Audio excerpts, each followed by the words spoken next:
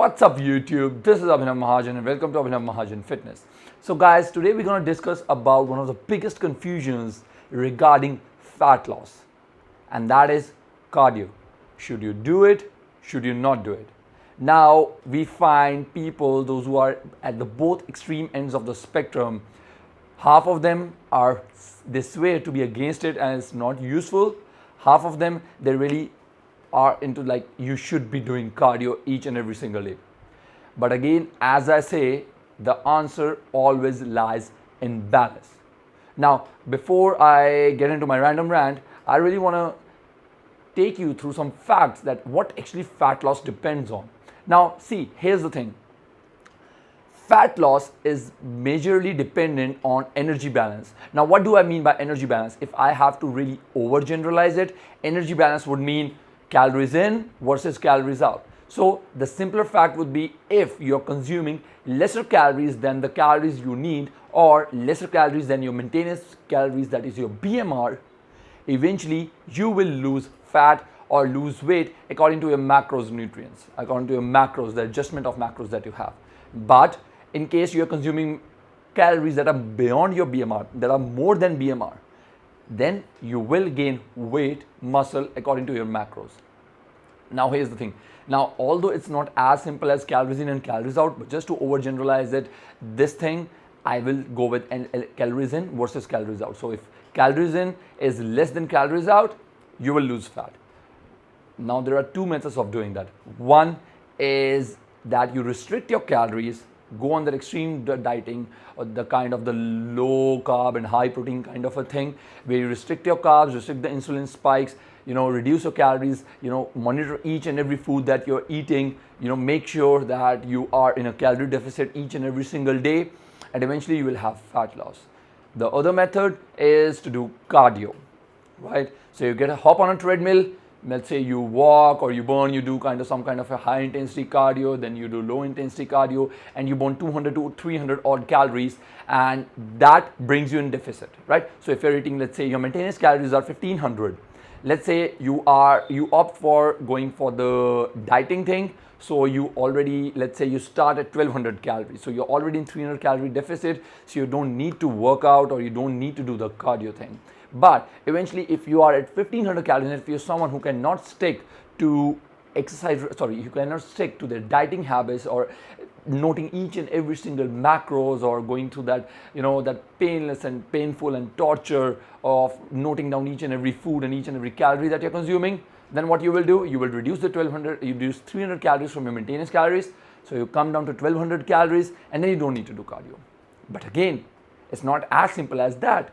The problem here is that your body needs a certain minimum amount of calories where it can actually meet the minimum macro and micronutrient needs for a healthy lifestyle or a healthy living. So let's say that threshold point or that base point where your body actually gets all the macros or all the micros that it needs is 1200. Now, let's say you come on a fat loss plateau and you cannot lose any more fat and you're not satisfied the way you're looking, so you intend on losing more fat. What would you do? Do you go below 1200? Now, in certain competition on certain stage athletes, they do this thing that they come below that 1200 mark. I'm just taking an example, that 1200 mark just to show themselves as water depleted or stay ripped on the stage. But that is not healthy if you're going to do it every single day.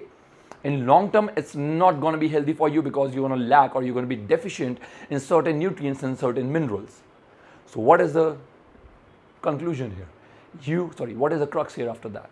If you cannot go beyond that minimum threshold point where your body needs to maintain its healthy macro and micronutrients levels, you eventually have to take the aid of cardio, right? But again, that totally depends on you. It's not just that case. In case you are at 1500, right, and you don't want to diet too much, let's say you have already dieted down to 1300 or 1400 or 1300, and you're still, you want to lose fat, but you don't want to reduce your calories, the best option for you would be doing cardio, right?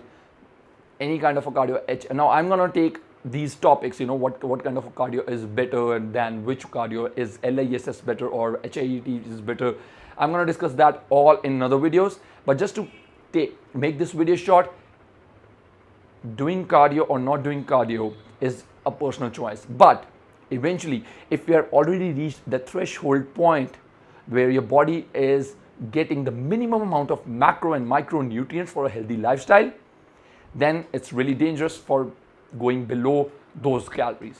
In that case, if you're not satisfied from what you're looking in the mirror, then you definitely need to do some cardio. But again, guys, cardio is just not for fat loss. Cardiovascular exercises have all kind of benefits like endurance, stamina, healthy heart. So, but those are like totally different kind of a dimension, which I don't want to go here. But I'm just going to concern this video till fat loss. So I hope this whole confusion about doing cardio, not doing cardio is clear now. It all depends on energy balance, calorie in versus calorie out. If you're dieting and if you're someone who can actually diet down and note each and every micronutrient and macronutrient that he's consuming and doesn't want to hop on a treadmill and keep on walking for hours and hours, definitely do dieting. But there's a minimum amount of calories that you need where your body will function healthily, right? But if you're just in case that you don't want to do that, if you don't want to diet too extreme, guess what? Cardio is there for you, right? So I hope this video was helpful. I'm going to take more of these cardio topics in the future. But till then, keep going, keep growing stronger. Glutamine. Now, this is one of the most, I would say, or most common supplements that's been used by fitness.